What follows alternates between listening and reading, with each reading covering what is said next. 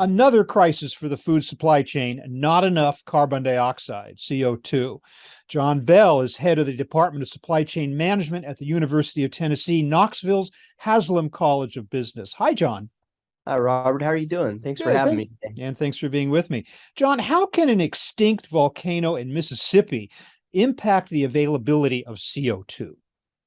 Well, what's interesting about that extinct volcano near Jackson, Mississippi, is that it provides a very high quality source of carbon dioxide to both the oil industry and to other industries that depend on CO2. And so, in some recent re-drilling and trying to make some new holes there in the ground in the volcano, they actually contaminated their own source. And so one of the large sources kind of got contaminated, and all of a sudden we saw a huge drop in supply. Mm. And that wouldn't be a problem, except that the majority of the CO2 supply is a byproduct from other industries. And so it's the ethanol production, the ammonia production, natural gas production that produces CO2 that is food grade in particular.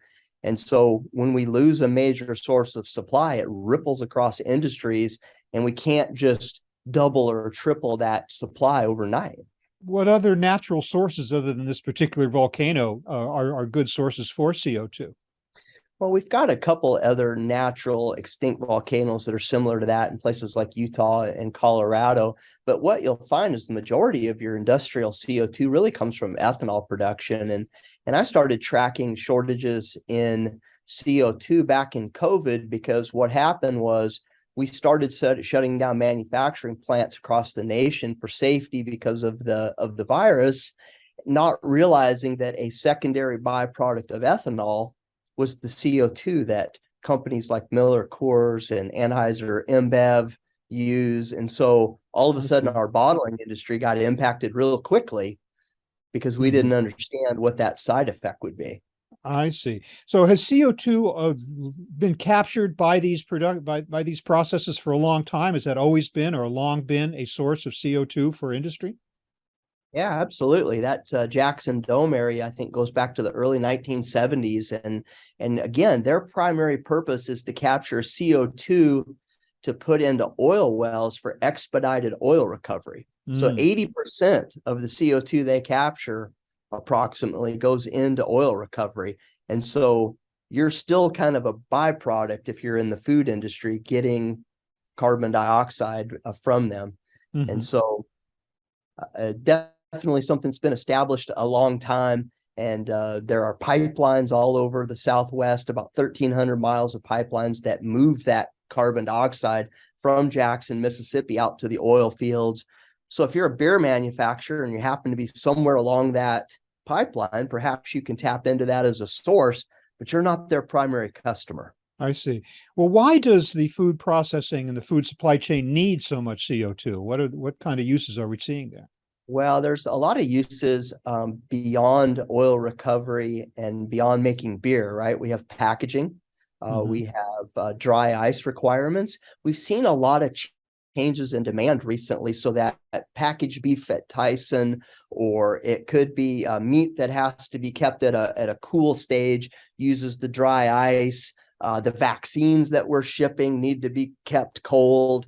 And so there are a lot of different increasing requirements and demand for CO2. We've even seen this with the growing marijuana industry, that they need a lot of CO2 in their industry. So demand has changed a lot over the last 10 years.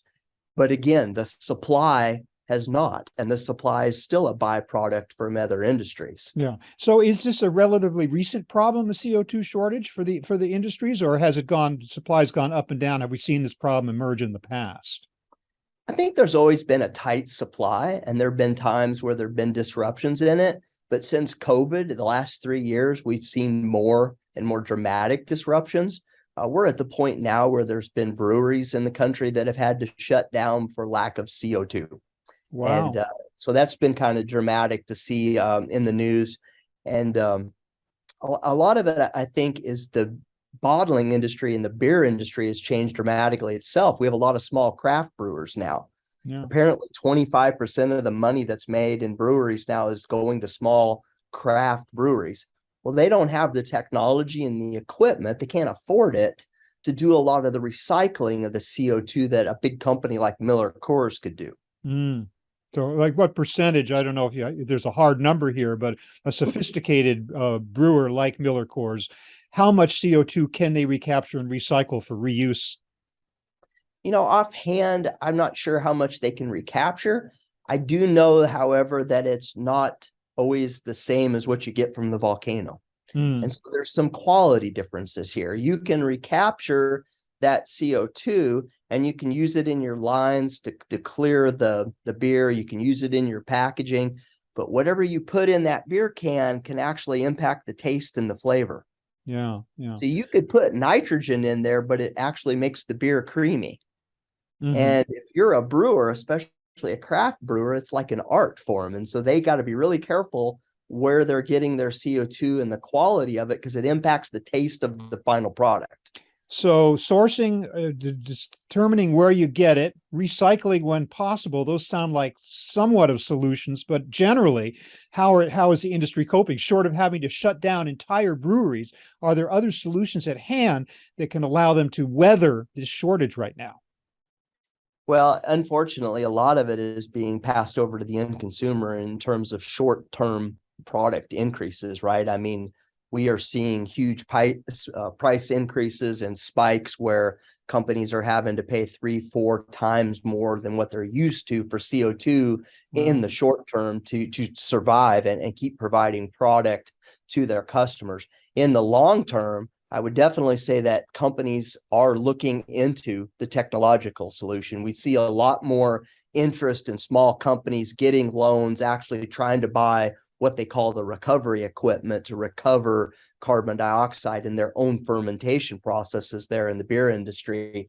A lot of it's good supply chain management. Do you have a risk plan? Have you looked at what your second and third sources of supply could be? Perhaps it makes sense to not have a sole source supplier, even if you are on that pipeline from the volcano, Right. because what happens if it goes down?